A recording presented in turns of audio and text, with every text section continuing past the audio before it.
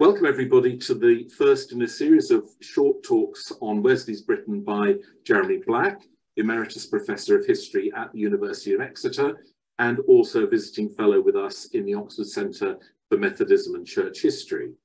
Professor Black is one of Britain's most distinguished historians, and indeed its most prolific, having written more than 150 books. Professor Black's primary expertise is on the 18th century, so he's well placed to give us a view of Wesley's Britain.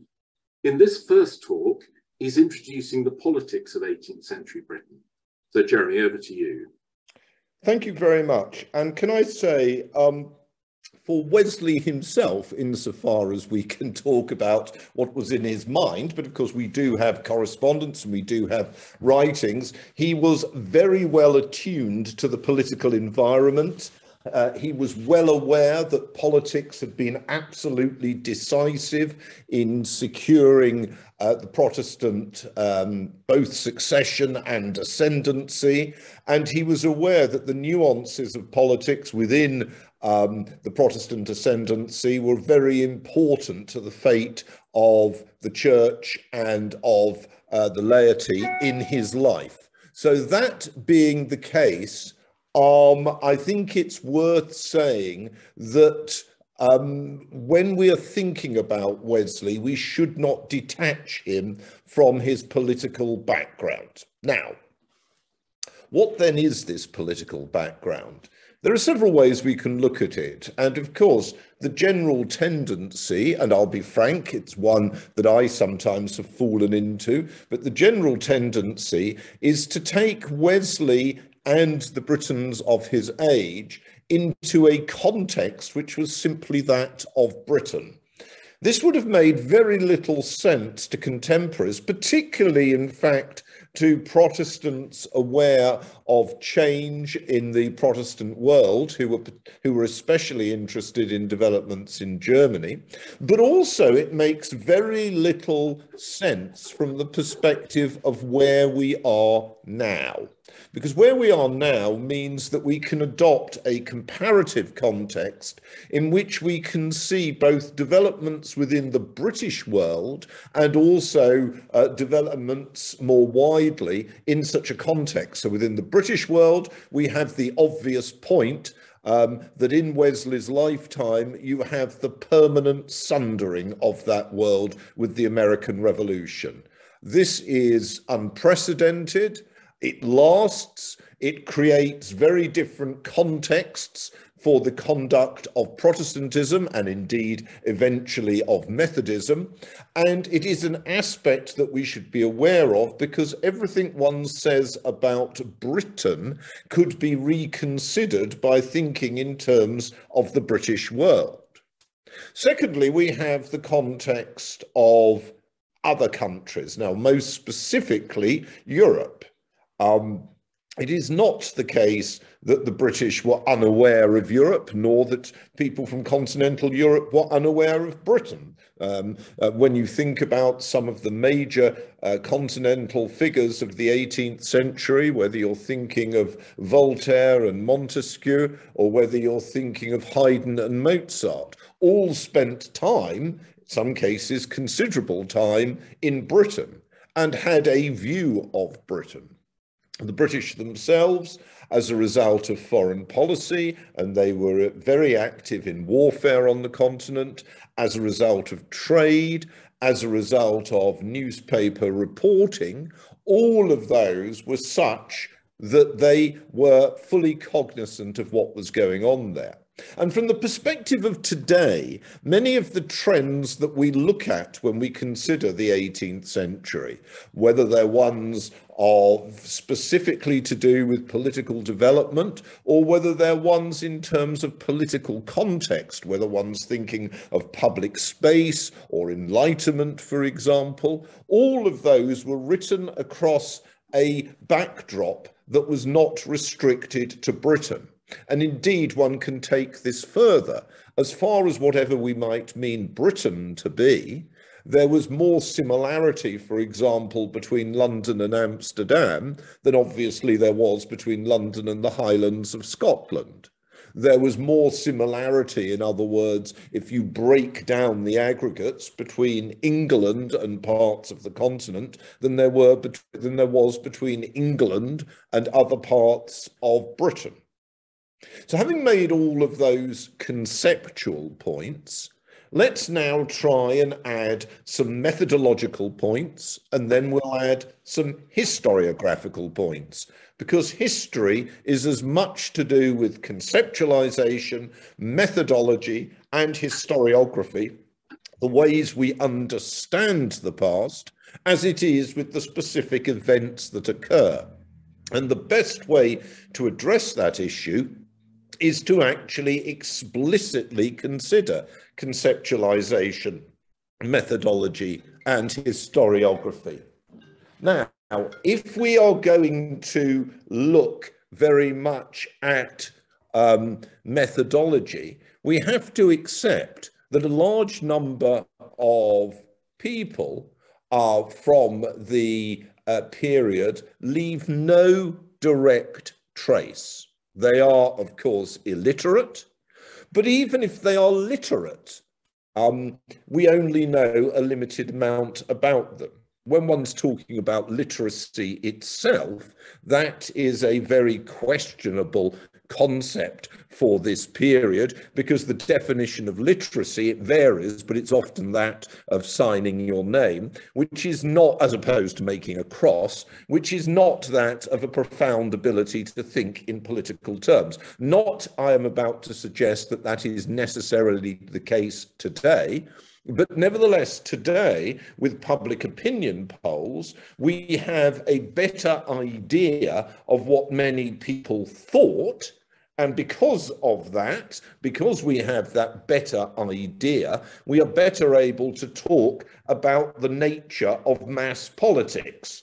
We simply do not have that information for the 18th century. And much that people focus on when they are looking at supposed public opinion in that period may well be highly atypical. Indeed, there is a very interesting comment was made by George III when he goes to Portsmouth for his first visit in 1772, a visit in which there are astonishing signs of popular enthusiasm, particularly not just in Portsmouth, but particularly among the places he goes through. At Godalming on the way back, large numbers of people come into the streets, throw flowers, applaud him, and the king was in tears to realise how much, how popular he was. Now, it has to be said that that may or may not have been typical. We do not know what most people thought. But the interesting point is that all too often we have established a model in which, as it were, the populace is radical and wishes change and is essentially democratic and is faced by a supposedly reactionary or at least conservative elite who eventually, through the triumph of the historical process, is overcome.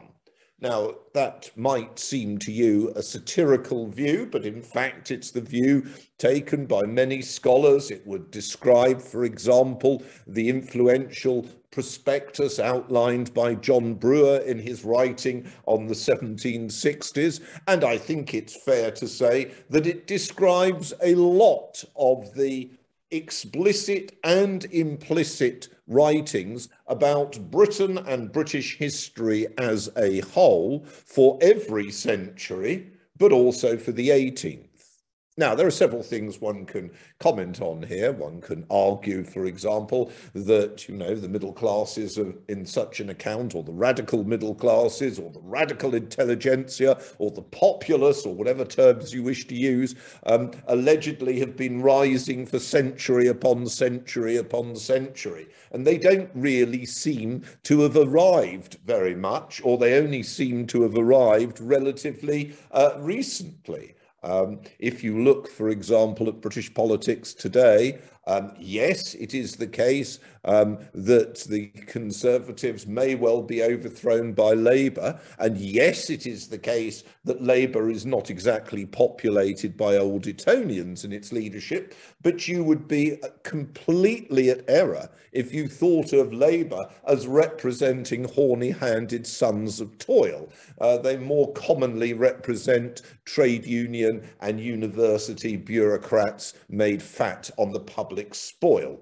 So if we go back, though, to look at the 18th century, it may well be the case that the exact reverse pertains, that far from public opinion, whatever that means, being particularly radical, whatever that means, and all of these terms are value loaded, actually, there is a lot of suggestion that many constituencies, when Wesley was a young man, many of the popular constituencies were apt to be Tory, which is generally seen as the more conservative type, whereas the Whigs were a party of often the rotten boroughs and often particular places, specifically where there might be a lot of nonconformists, Taunton, for example, but not necessarily the party of the mass of the electorate, whatever that means. And indeed, if you look at a lot of the fiction of the period, the accounts of electioneering, for example, Henry Fielding's play Don Quixote in England, is one in which the public, the populace, seem to be, shall we say, satirized as rather reactionary or conservative, whatever that is intended to mean. So that then takes us, having made the point that it is very difficult to tell what most people thought, that then takes us to the next point methodologically, that when we are looking at trying to describe their thoughts, many of the terms we use relate to a vocabulary for and of later periods, rather than the vocabulary at the time. Now, all historians have to be careful here. You can have strategic thought or geopolitical thought in the early 18th century, even if nobody used the term strategy or geopolitics. So one can also think in the same case in religious terms, ecclesiastical terms, or terms of secular politics. Having said that, one nevertheless needs considerable caution at using a modern language about politics to describe the attitudes of people who did not necessarily have a feeling or a sensibility in those terms, and whose attitudes are misunderstood when one takes that point of view. And a classic example of this, and one that is directly pertinent to Wesley, is the idea that there is a clear separation between the secular and the spiritual. That is something that tells you more about later views in Britain, considerably later views, and in the United States doesn't really become pertinent until one is thinking of the Constitution and the First Amendment. And when it becomes pertinent in the United States, it's not a question of there not being churches. It's a question of there not being a monopoly of power for an established church. And that, I think, is an important point. So the idea of what we might call a secular sphere has very little meaning in the 18th century. One could, if one likes, take that further by pointing out that, yes, of course, there are atheists, very few of them, and that you could argue that there is an atheistical movement at the height of the French Terror. But of course, all the atheistical movement at the height of the French Terror is the creation of a new religion, a new supreme being, that in terms of, with a very clear providentialism involved, that in terms of what might today be understood as a secular understanding, imagination of time, and assessment of the relationship between individuals and the community, That's really absent in the 18th century. Now, that's not the only point that one needs to make if one's thinking in methodological terms. One also needs to understand the weight that exists for ideas of honour, duty, and respect, all of which are moral considerations that are also regarded in this kind of seamless web as of political significance. For people to do their duty was an important part of their social, moral, and political stance. Duty reflected also explicitly on one's ecclesiastical responsibilities, on taking communion, on, as it were, publicly going to church. These are as much parts of your duty as anything else. And the idea that you could separate out these was not one that would have made much sense. So Wesley's language, in which there are frequent linkages of an enthusiasm for commitment, but also a duty as an individual within society and the church, would have been regarded not as incompatible, but as one in terms of the sociability of society as a whole. Now, lastly, we can say a few words about historiography. I could obviously take several programs talking about historiography. What I would rather say is this, that at any one time, there are a number of interpretations, including ones which are going to disagree specifically with the things I've already said. Precisely because there are a number of interpretations, it is foolish to imagine that any one is necessarily obviously the answer.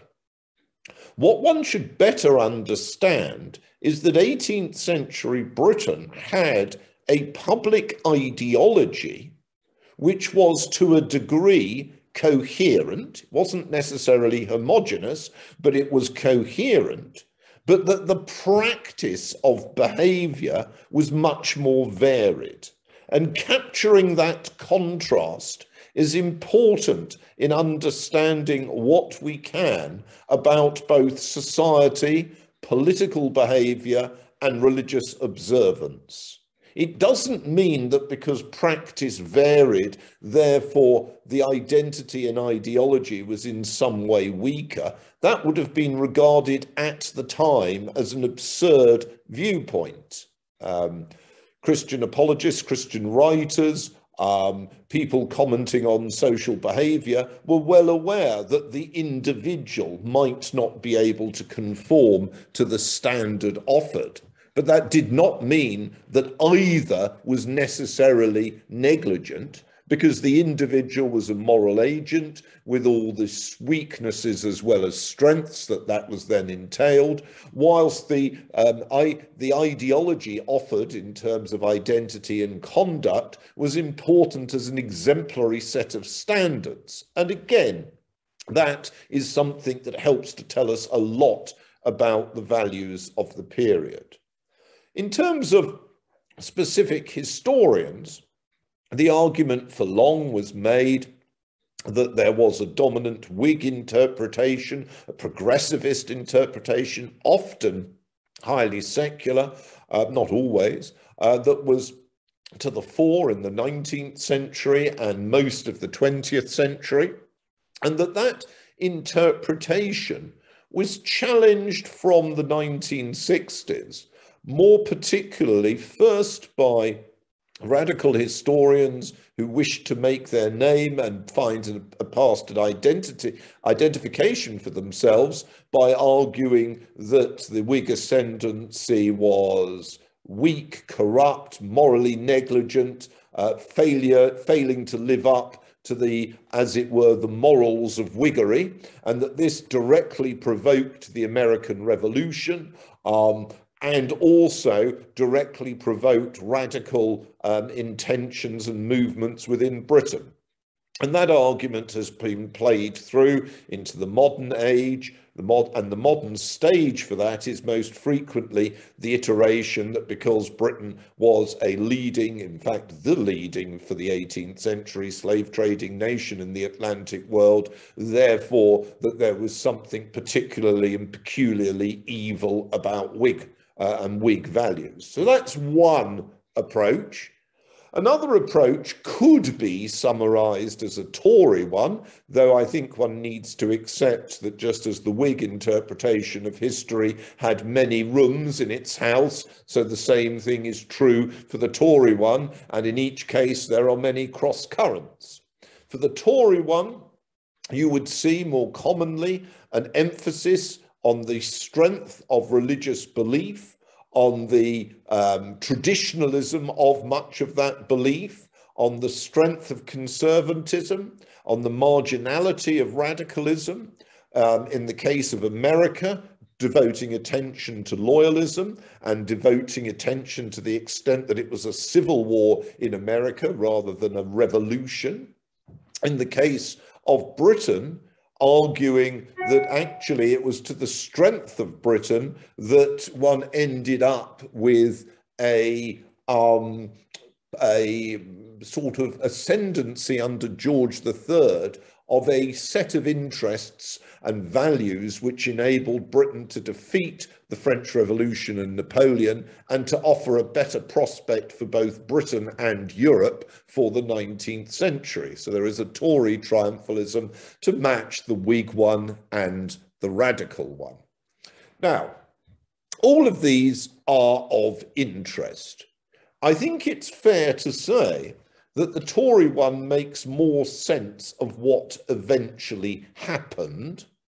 The radical one doesn't really tell you what happened other than by adopting the classic radical argument that there was, as it were, a sort of consciousness that was misled, that the public would have been more radical if it was not for whatever is not regarded as desirable, whether it is the argument that Methodism aborted British revolutionary sentiment, or whether it's the argument that the working class were bought by cheap grain as a result of the reversal of the Corn Laws in the mid-19th century, or whatever. So this idea of false consciousness and that actually everybody was inherently radical, and then clearly in the case of the extrapolation in the American world, that the American state, like the earlier Whig state, should have been set up as a more radical proposition, and it was only because of betrayal within that it didn't. That approach is not very helpful other than providing insight into a later attempt to understand the past. So I think that's what I'd like to say about historiography. The last point about historiography before we move on, the last point, we're going to take some questions and then we're going to move on to another talk. The last point about historiography is a simple one. Most of our assessment of 18th century England, and I would say the same thing is true of Scotland or Wales or Ireland, but of 18th century England, is based on an aggregate reading of England. Now, what is surprising about this is if you look at early and mid-17th century England, there was a wealth of what were known as county studies. John Morrell, for example, on Cheshire. There is really not the equivalent for the 18th century. There are, it is true, individual works on London, Bristol and Norwich, but most of the localities in 18th century England, and the same is true, as I've said, in the other constituent parts of the British Isles, lack the degree of attention that has been devoted to the early and mid-17th century. I think this both weakens our understanding of the period, and in downplaying both localism and regionalism means that there is a considerable degree to which we underplay both what we might in modern terms call political and what we might in modern terms call religious. I would argue in the 18th century, those two are much more overlapping than people tend to appreciate. So what I would argue is that in order to understand the 18th century, not only do we need an open mind, free from many of the, as it were, automatic assumptions of today, but also what we need is more of a willingness to assess the local and regional perspectives of that period. Now, Professor Gibson is now going to discuss some of these points with me. Then we're going to take a pause and then we're going to do another one. Jeremy, thank you very much indeed. And I think those three sort of broad themes of the contextual, the methodological and the historiographical are a very interesting way of approaching Wesley. I think most of my comments and questions are really to do with the degree to which Wesley can be representative politically in his period.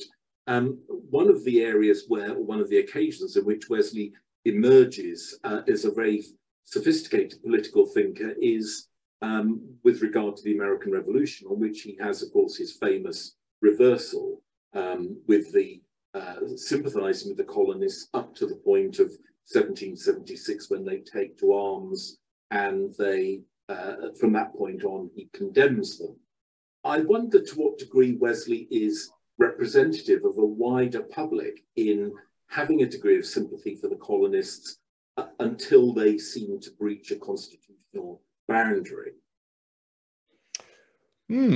I think he did have sympathy with the colonists. I think that that is a reasonable point, as indeed did many people in Britain. And as you know, there's an excellent book on the petitioning movement on the eve of the war and the early stages of the war, urging people not to fight the Americans. Equally, interestingly enough, there was a sense in America that a limit had been breached in 1776. I mean, it's interesting to note that the year in the Revolution in which most people are willing to serve is the first year of the Revolution. That in a sense, as the Revolution radicalizes, it becomes less acceptable, more onerous.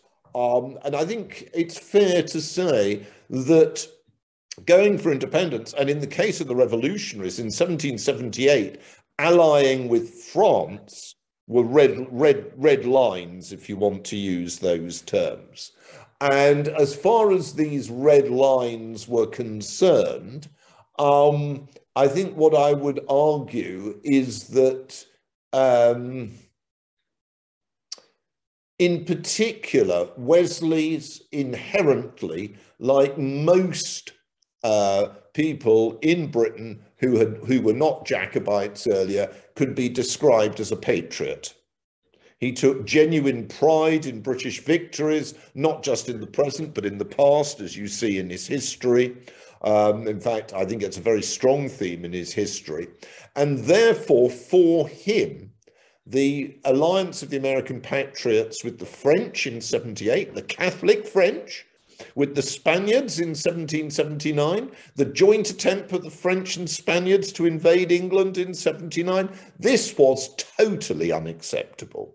And that's why I would always be a bit wary of somebody saying to me, X's views on the Americans, because I think a lot of it does vary between before fighting and once fighting has started, once fighting and started, and then the Declaration of Independence, the Declaration of Independence, and then the alliance with France. They're all stages which affect opinion on both sides of the Atlantic. Yes, I think it's very interesting, your comment about the popularity of George III, because one of the elements in John Wesley's thinking is a very, very strong sense of the importance of monarchism, as you say, his concise history pays an extraordinary amount of attention to monarchs and their particular characteristics and qualities. And it seems to me that he is an absolutely dyed-in-the-wool monarchist, and that is one of the red lines over which the American Revolutionaries step. Yes, I think that's right. I think that I agree entirely. I wouldn't disagree with that. I think that Wesley has, like most people of that period, a commitment to monarchy, which is a commitment not just in terms of 18th century Britain, but in terms of the Old Testament. Yes. I think the children of Israel, as mediated in particular through the Book of Kings, which is regularly read as the text for sermons in churches, and would have been regularly read by many from their Bibles. And of course, the Book of Kings adds narrative interest to, as it were, the homilies of the Bible. I think that it's fair to say that monarchy is regarded as the absolute centre. I'd take it a stage further. To my mind, that's a sign of the difference between Wesley and what you might say of the more Calvinistic side of Methodism. Yes, I think that's a very interesting observation, really. I'd like to move on to another aspect, which again you brought out, which is that many people in the 18th century didn't leave much of a trace. You talk about the illiteracy of much of the population. Of course, one of the aspects of Wesley's particular activities was the publication of a magazine which sought to kind of recover unrecorded voices by publishing in the Arminian magazine people's accounts of their conversion.